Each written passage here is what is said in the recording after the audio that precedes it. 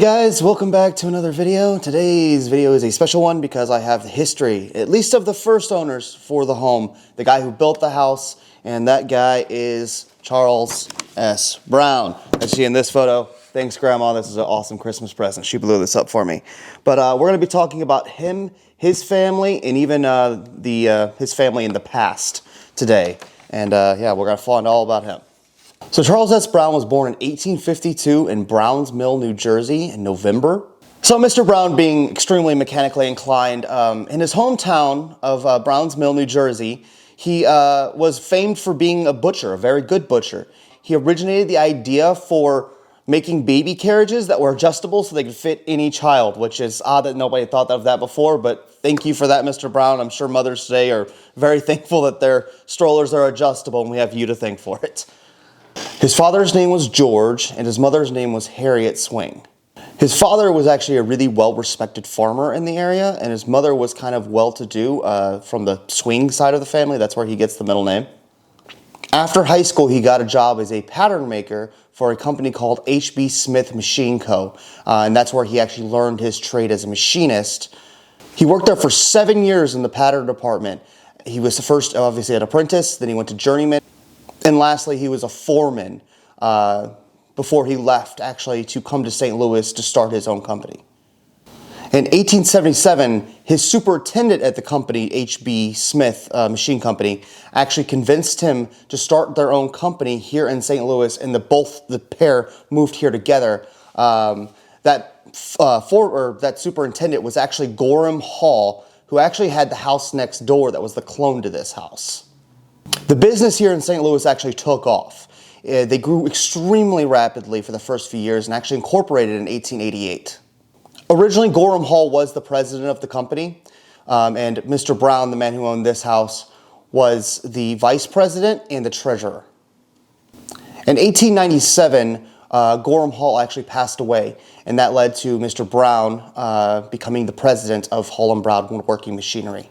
His tools were coveted nationwide. They were sent around the country. A lot of people use them in a lot of different trades, from cabinet makers to coffin makers, to everything in between.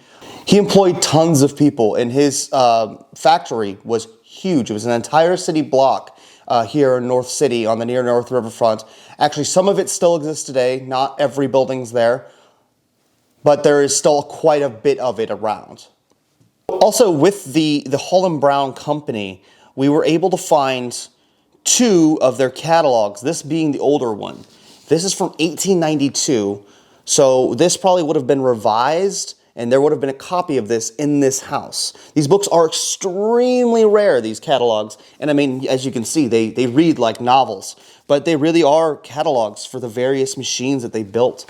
I mean, this thing is full of so many lithographs of so many different machines. It's really impressive, the amount of things that they manufactured. I mean, really, if you have a piece of molding in your house from 1888, forward, and you live in the Midwest region, it's pretty, it could almost be assumed that it probably would have been done on a Hall and Brown machine. Of course, there were competitors, but these guys, especially in the early 1800s, in the late 1800s, early 1900s, manufactured so many machines, and they were prized, and they're still prized today. People still use these machines. It's kind of still around in a way. Like, there's still machines out there churning out beautiful pieces for beautiful houses still today. And as I've said in the tour and some of the other videos, we're having a gentleman build our newel post and potentially other things, if we can talk him into it for the house, on Hall and Brown equipment. So, like I said, it's still in use. People still covet them. We're also in talks with a guy who has some of the machinery, and we're trying to purchase some right now. That way we can show you guys, if you ever come, the machines that essentially built this house.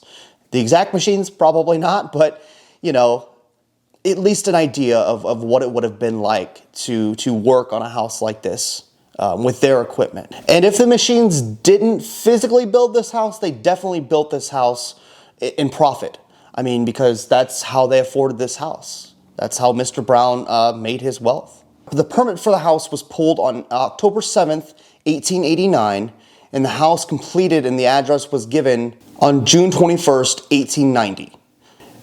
The cost to build the house was $8,000, which was quite a bit back then. And Gorham Hall's house, which was the identical one next door that was built 3 years earlier, was at the cost of $6,500. So we do believe that this house had, he spent the money somewhere. We're imagining it's on the woodwork. The Brown family lived in this house for 25 years, from 1890 to 1915. So time for a wee bit of a love story. Mr. Brown actually was, when he moved here to St. Louis, he never forgot the organist at his church in New Jersey. So much so that he actually went back to New Jersey and decided he was going to try to swoon this girl. He was successful. Her name was Sadie or Sarah. You also see her in the photo out front. And to have the church forgive him for stealing their best organist, he actually bought them a brand new pipe organ, and it's still in New Jersey today. One of the things that was uncovered while we were doing the history of this is a really random kind of personal story, I suppose. Mr. Brown was really fond of watermelons, and actually while he was courting Sadie, he actually missed the date because he was distracted by a field of watermelons. Why that's in the book, I don't know. It's fun information. It definitely brings a more human side to him, and it's funny. It's great. The Browns actually had 4 children. The oldest being their daughter Lillian. The second was their first boy, Charles Jr. Then they had Alfred. They did have one more child named Warren, but Warren did not survive infancy. He lived less than a year. Now, Lillian is the only family member from the Browns that we know that had children who had children, essentially. So she's the only link that made it kind of out of the house. We're trying to kind of track down the families there to see if they have interior photos of the home. We believe one of her family members might be in Cleveland, and one might still be here in St. Louis, or at least the line might still be here in St. Louis or Cleveland. So we're looking into that, but we're waiting for census records to be completed to figure that one out.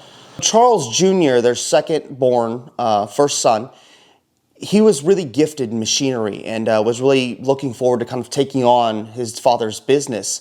But unfortunately, he died at age 20, actually in the house from typhoid fever. So that dream was never realized. It's rather sad to think of a guy that young kind of dying at his height, if you will.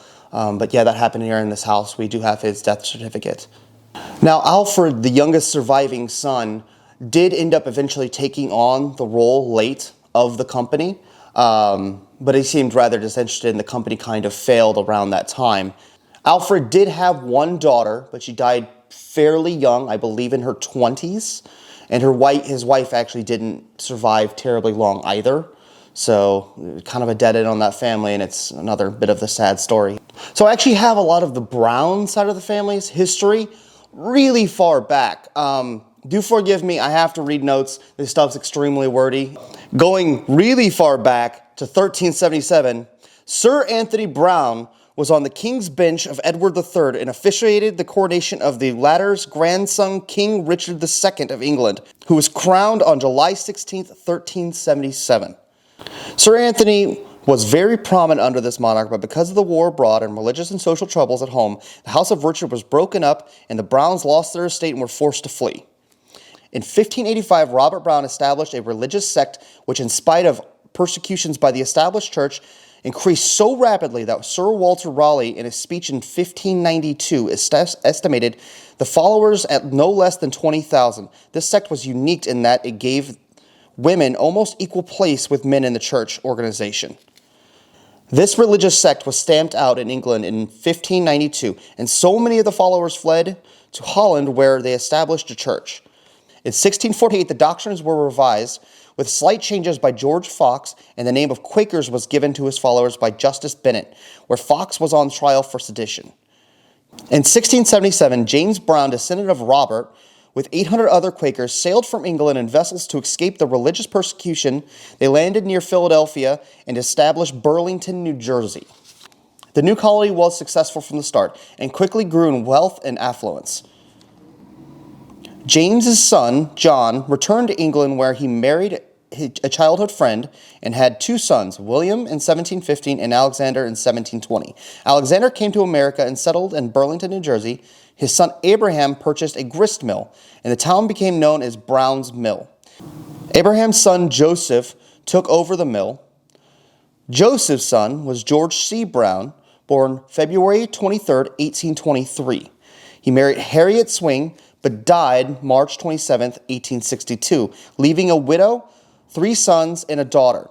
Charles Swing Brown, our guy, Horace G., Clarence, and Georgia Ann. I think it's really amazing that the Browns played a very heavy role in creating the Quakers, moving from England to the U.S., some of the first, settlers in the U.S., and the fact that they named Brown's Mill, New Jersey. So if you live in Brown's Mill, you live in this guy's family's basically area. They named it after them. So we thought that was really crazy, far back reaching history of some pretty powerful, or at least prominent people that this man, his lineage comes from.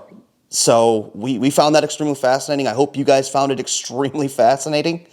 I'm sure we will find more things to come in the future. Now, the reason we have so much information about this family and can kind of pinpoint and really have all of this is because we hired a historian named Edna Gravenhorst.